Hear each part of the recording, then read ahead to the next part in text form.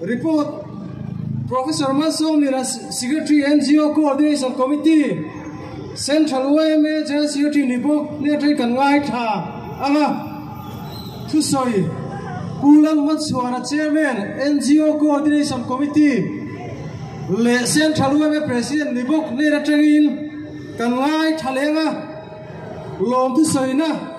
Pingur Moi Silo President MHCPJ Headquarters Netri kan ngai thadon bok ani voini kan kho chat kan sia arei don lova tin kan traffic lam khang motor hi khongain minlo management lo minlo ti sakula hela ya hian in kan pel nuai lo turin kan ngen nor le chiwa kan ram le namta na ke kan pen theina kil tina kan tram theina ami puite thei top chho turin kan so ni kan ngen bok chiuri le hun se ma sak turin major gallery noma so mang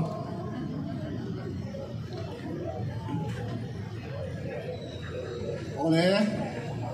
voina border fencings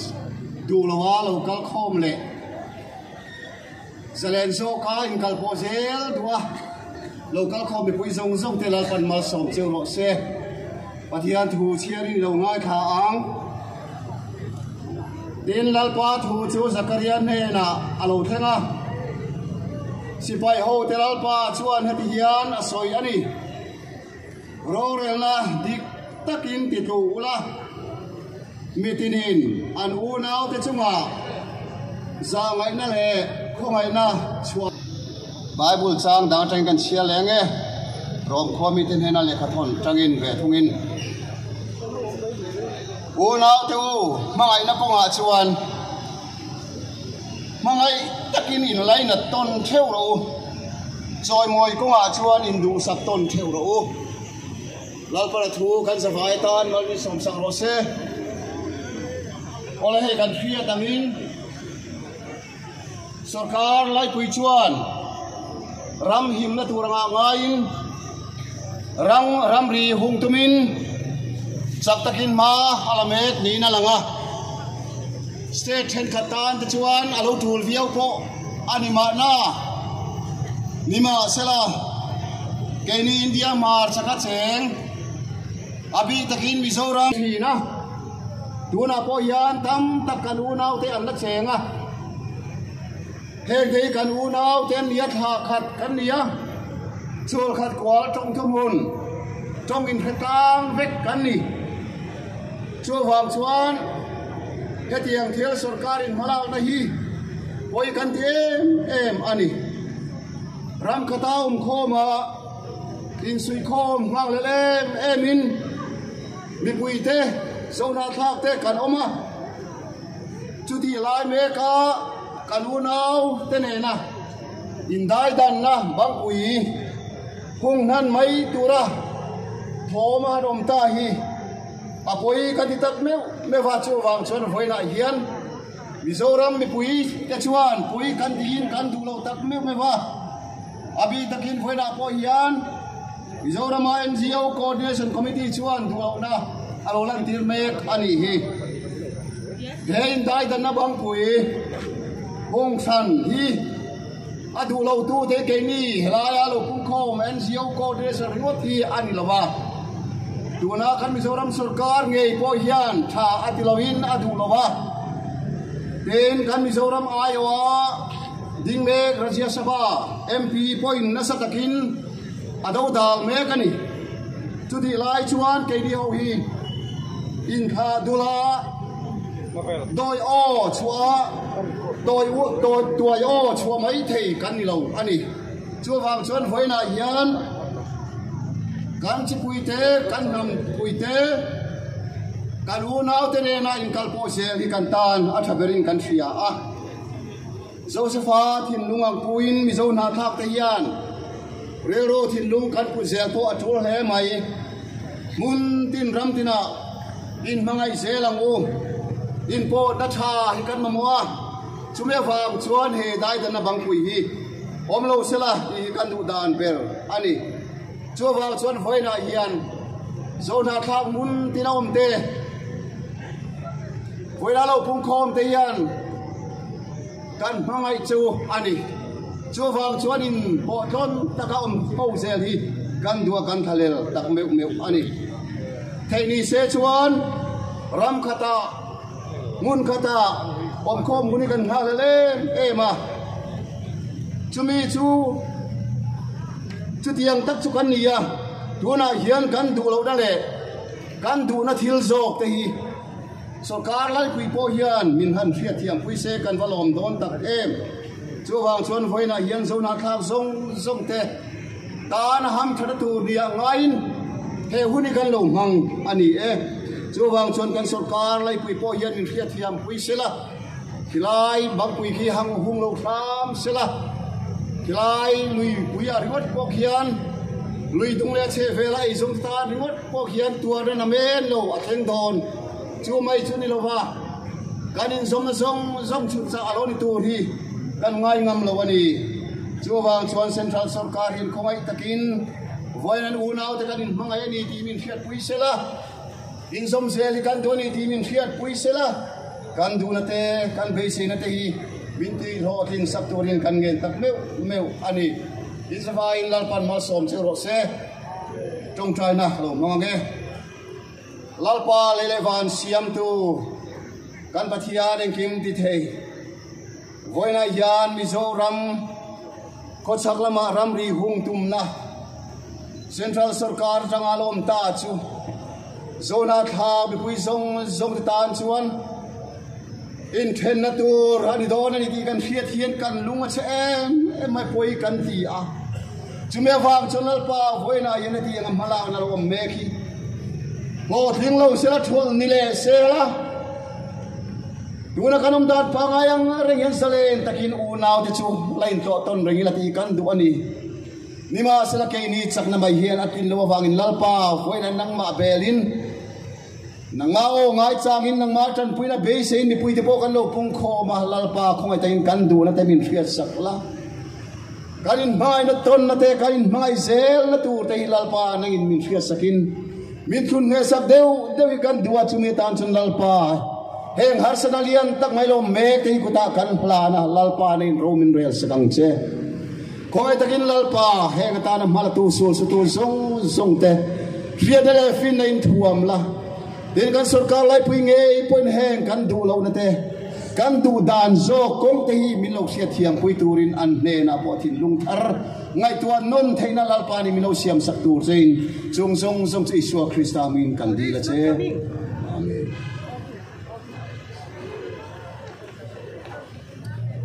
mezur ke rin noma alom le mai tuna chuan professor man song le ana secretary NGO coordination committee nera train report ma kan lo la to sang te ngai thaturin ngin ringila mana sat takin kan la towa chip chiar de ulakin report te por pe thei tura ngai la a thange professor man song le ana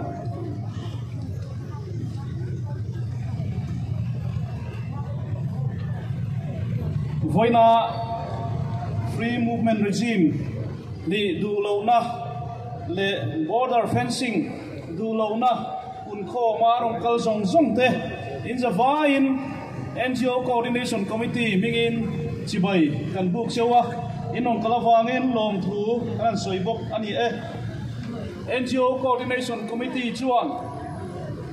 free movement regime li du lo na le border fencing du lo na un khom he hoi hoturin ruam anna asiama chuti rualin mi te kan buai to traffic a har sanate lom to thin boka wangin boina hian mi tam takhi kan be sei ngam lowa chuti chung chuan aizol ko pui chunga oime branch te MHCP branch te MUP te kan zirlai pol te a thei tel turin kan in be seya mi heti zat kan tel thia wangin lom thu kan soi ani NGO coordination committee na hemi chungchanga ma kan lang na tlang pui te han soi ta ila a thange kumin kumti ra khan Union Home Ministry Myanmar nena kanin rina a mipuite border area chente kanin klopo thaina tura kem som paruk veve free movement regime romanna alosiam to tun matang alosiam to thria tumna aumti kan thria tin NGO Coordination Committee chuan ngai tuana kan seng thana January nilia khan kan sarkar poin NGO a telpol te kan pol ngai dan te min zota meeting te an kawa puta chuan free movement regime thia kan du lo thu te border fencing kan du lo thu te po kan lo soi to ani chumi nuwa chuan NGO Coordination Committee anga ma kan lak me rualin NGO Coordination Committee a tel pol sang ten manin ma kan lamek zel boka Prime Minister ate Indian Home Minister ate athayangin he thil hi kan du lo thu le ma la lo tura kan ngena thu te po kan lo then to thin ani tichuan tun February niruka khan MZP office NGO Coordination Committee te meeting kan nei le a puta chuan kan mala ra thu te po kanam duang ve a Union Home Ministry a Home Minister nena memorandum thelu tila kan tia tichuan ni som le pahnia khan kan thelu ta heiba ka hian kan sarkar nena po hian theito pa ado dal na thok tu le theito pa mala turangen na kan thelu to bok ani kan chief minister nena tichuan tun in rin ni kalta khan kan fuai tu ten kan chief minister po office a muin hemi chungchang hi soipui alo ni to bok ani chutianga ma kan lak me lai chuan February niria ta khan Union Home Ministry chuan FMR thia ani thu kha an puang chuak ta kha ani a chutiang ani ta ka wang chuan NGO Coordination Committee chuan voina hian kan du lo na pun khom hi voi hotila ten voin program hi kan an ruam han ta ani voina hian an soilan kan du chu engwangin nge NGO Coordination Committee tele Mizomi puite political party sang ten free movement regime thia ani kan du lo na chan le border fencing kan du lo na chan te kong tam taka soi tu ro manga helpani an soi ta ila atha ange kan thia tangin FMR hi India le Myanmar in rina border a chengte le lama chengte in klopo o samthina tura kem som paruk chin zalen taka ka in klopo thina tura siam ani a ei hi asiam na chana chuan le lama unaw nam khat kha khat chenten an culture ate an economy ate le ele barson na society thila te po an in chu khat le nat na har san na athen lo na tura he ro man na hi siam ani chutianga roman na fel fai tak siam ani chunga thria ani hi poi kan tia voina hian kan du lo na kan lam tir ani then sani le pasaria khan UN Declaration on the Rights of Indigenous Peoples kha UN a khan sign ani a hata hian India po assign tu zinga atel nge ani chu declaration chuan international border ina athen nam khatte anin una unate amazon nate anin zom nate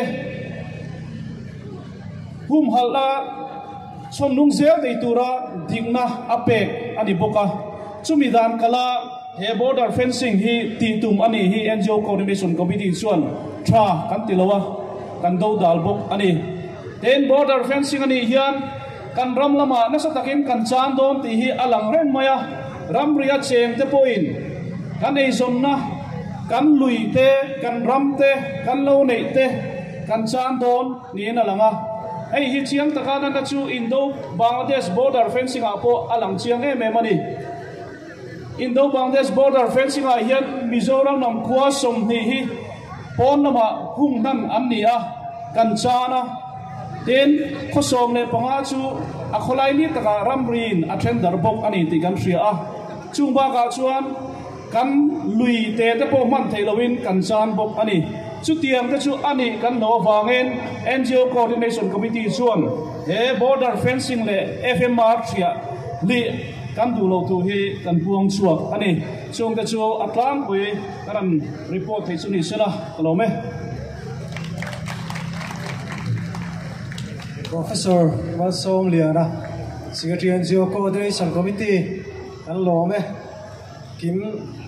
pe kim le mai report kha kim kha lo po kha ro man na te po tam aum chho me zela tin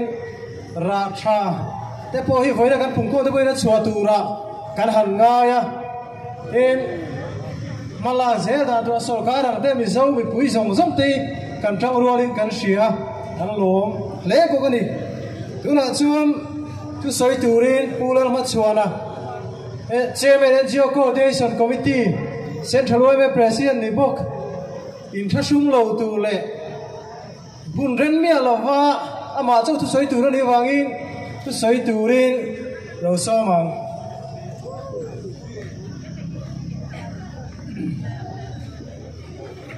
Chairman Voinia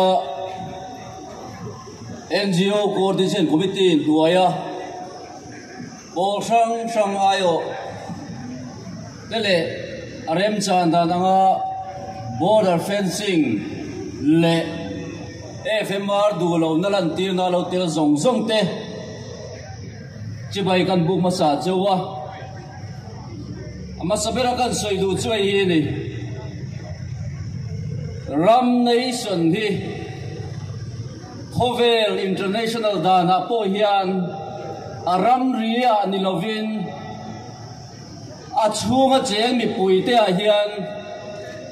an soi fia zok thin ani ramri a boundary chu apanina anda thin ami puite hi an ngai pui mo masa thina voinia hian India ram sarkar hian achunga cheng a citizen te du dan le ngai pui mo na te chu tiang chu mau samin achunga cheng te du dan mau samin apani na zok a border zok a hi arunda number 1 hi alung chia thlang le in ka fi ani chu chu hovel kalphunga po hian thil fel lo tak ni na lang ani engwange kan ti chuan ka mami ka soyang khan kan du lo ramri kan na ya mizo te hi mun sang sanga kan du dan ni lovin tender kan ni ya chu tender nuwa po chuan a aina sa zo ka hum ping le kan la tumbok ani osam taka chi le kuang chung le khat kan lowin tlo po ve thei na te po chu chia alo ni ta a mi pui ngai poi mo da zong zong kha India sarkari chuan da thain aram ria hian a in concentrate hi thil poi tak mai ani chutiang du lo lalan tir tura voinia mi heti zat kan kal khom phot hi kan tran rual zia lan tir na ni in ka fia kalom khop mai he aina sa zo po yan do la tul ome chutiang a tul ani chuan voinia mi te chau ni lo mi zo mi pui te hian shui khat huanin kan do zerang ti ka soi du ani em wangin nge central sarkar hian he ramre Myanmar le India in re dai hungatum em wangin nge in kalpo theina kem som paruk chen hi athia achan bol poi berchu Manipur Chief Minister Biren Singhan India sarkara tatum takin ngin na siamin voi ke mozat an ramri hung turin adila chu angin na chu ngai pui moin India sarkar thiam taka play na hi India sarkar chuan ma alak phana ni in alang ani mi pakhat du danin nge India sarkar ya kaldona mi pui du danin ti voina hian India sarkar ka zot ani mi pakhat du dan ringot a India sarkar democracy akalani chuan democracy a on ruai ina aniang hovela India sarkar kan chapo pui em democracy lian ber kan ti thida hi a on ruai tina ani dona chutiang a thlen lo da chuan ngai to na seng thar le tur hian Amit Shah le India sarkar ho to Nobel Prime Minister Modi tai kangen tak zet ani Keni chuan kan ramri Mizoram le Myanmar in ri na hi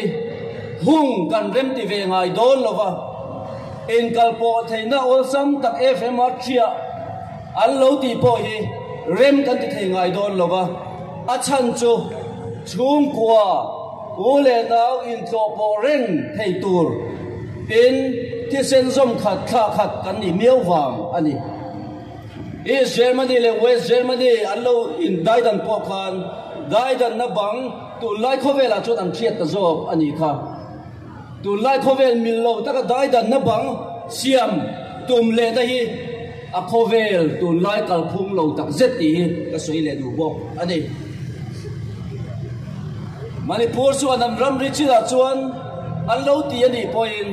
mi ram ri hi an soi khiang in ka felo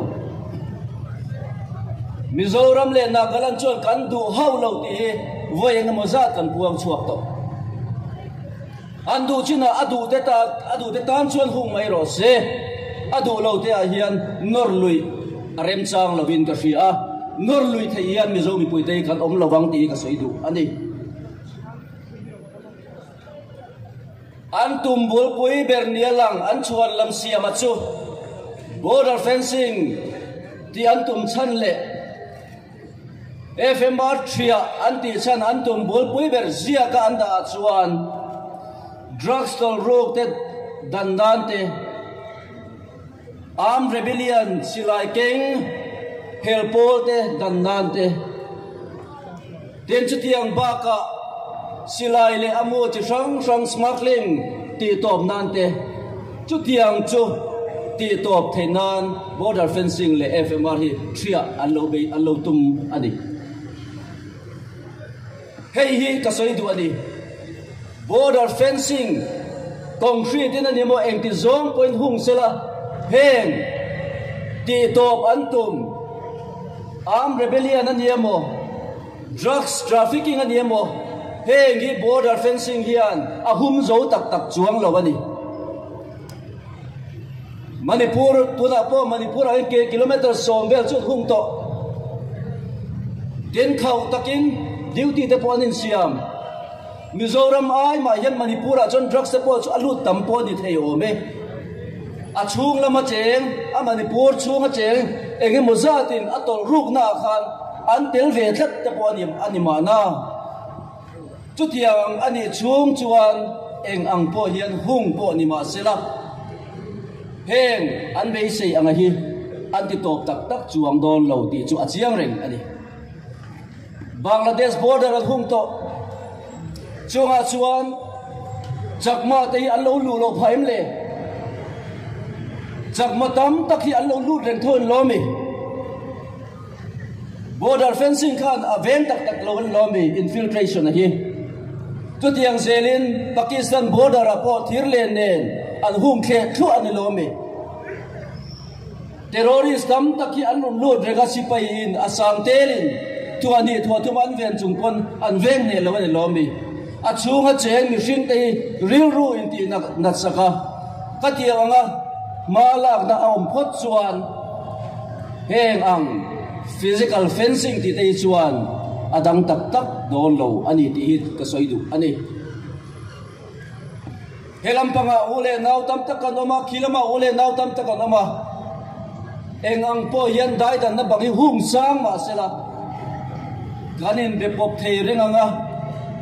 heng ang thil thalo an ti ai tam zok alu pa thei zok ti ka soidu ani jowang chuan ke ni area chen game zaruk chuang he chu eng ti kom zong ma yan hung arem lova hung tuma malang na lian tham an kal pui ni point mi reng ta point atuna ni chuan che chua kan in huam ani ti hi ka soi le du bok ani hetianga ma alak ta ka chuan India sarkar hian amalak to na sa policy local pui to sa foreign policy local pui to sa act is policy anan ti te te po hi he border fencing hung le FMR chia hian adoda ai kal tlat ani ram pakhat ro pui takin policy in ang lo pani policy in kol kal tak pani akal pui ringot po hi enge chan ti hi kan in zon ani somdo na ekis policy nuaya kalpoi tur hian nasa takin malak ania chuta chuan claim te tu na po kanin sumdon ton ve a FMR te po hi atak taka chuan ramrin dai vaya omten theyang anga alawin sumdon ton na ve nante alawin kalpo te theinante ekis policy mashruai ani ekis policy mashruai ania ekis policy sarkar lai pui na kalpui tum hi ti to patum nge ni saklama tragin chutiang ha mizomi puiten somdo na kong ol sam tak chaina tragin ani mo kho saklama tranga eile bar kan lak tum na tek te min ti top sak an tum nge ni zo thanglam panga ring rek chin thanglama kan duang ang hian kan tei hoi zung zum thei lo trong te ai mil lo chuta chuan saklama tang chuan ol sam takin man ruam mo sang te engmo chen alo kala ten kanin sum don to na po alian ve tial item po tam ve tial ama item claim te khanun ti pung ve zela Mizoram mi pui te poin sumle pai din muna te po kan that pha chawanga kan economy po nom zia nei chawpha tur ania amaro chu chan ho te thil pani wangin heng sum do na kan local pui ve ten te po hi min run ti top sak an tum ta ani heng zong hi mizomi pui te kan hriat fia a kan hriat chian atula chomi hrichiang chung chuan India sarkar hi Mizomi pui mai ni lo Mizoram sarkar le NGO le okhrante mi pui zong hian kan bei le ti atulta ni pei khai ruwa ta shui khat buana kan bei le lowa a thenina allo kheu pen theya kan lo mani lau chuan kan tran rual na hi a phet anga omzia kan nei lawang he thil isu wa kher hi chuan Mizomi pui zong hi kan ni na le kan din mun zong da train in lung rual takin ke kan pen tur ani to ti anga ma la zeng thei tur chuan ho thei tok chuin tran ila ang o ti kan in som ani ten helpol tam takte ti re na turata na alan ti teng te hi thil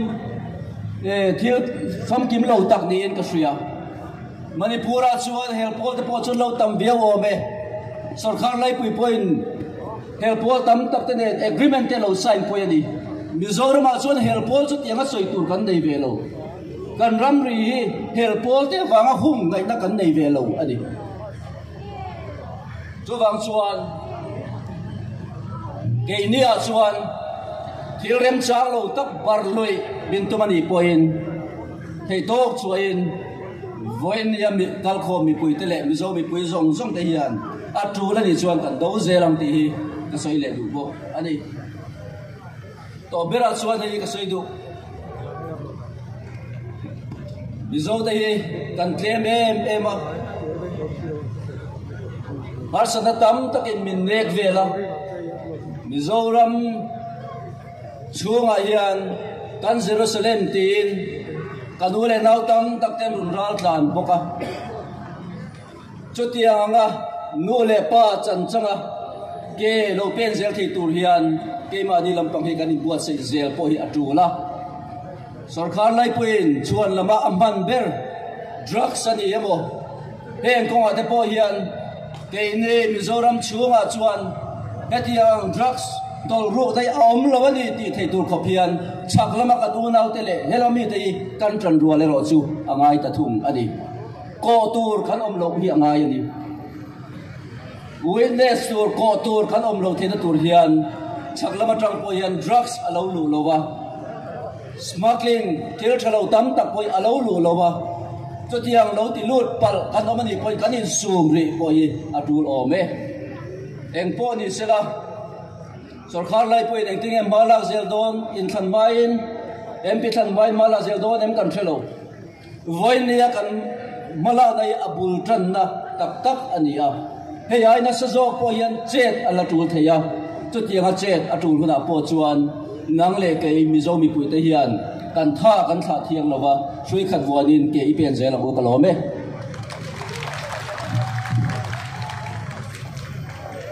NGO Coordination Chairman Umar Suara Soi Chakok Maya Khadikatso me pui te pon kan fia le zo tura kan ngai dewa den voilia hian lom deu chu kan politician kan minister te kan Rajya Sabha MP te kan MLA te helaya po agitation kan nei na po no bel te kan muwa kan loma nami suwa nam mangi tu tema ke chu kalau orang tiom lova kan tang ruo thi le hi arau pui ka tia pathia in mizau te min siam special na ani ome ura chuan vote of thanks soi turin pi ngurmoi no soma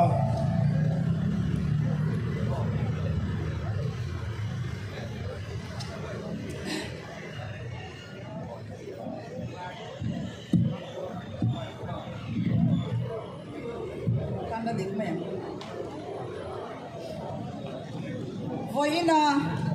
Indo Myanmar Ramri Hung border fencing le free movement resign du lo wanga hetilaya lo pung khom zong song te kan pun khom chan hi kan nam le ramta na apoi mo tur zia apoi mo zia ria a in hun lutak senga lo kala thun na po kan pe thei lo chawa ni san hoya in oma I ni san hoya in ding boka tin chuti chung po a do thei taka omin le in ngai poi mo zia kan bu hian alom om kan ti a kan ram le nam mangai tu mi hetizat lo pung khom zong sum te chunga hian NGO Coordination Committee IO in voina hian in zawaya chunga lom tu ka soyani hun local zel tu rapo lungrol takin ke ipen zelang u ti kan soy du bok ani kalome pi murmoi sailo president MHC pi lom thế vậy thì khang các program cho atop lam tak tak kan lai ta ama ro chu helaya voina pung khom te hian resolution cho wang chuan Professor Masom Liana Secretary NGO Coordination Committee kan so mga resolution mi puite kan pass he chuan kan resolution te helaya minan para saksela minan chiar chua saksela athage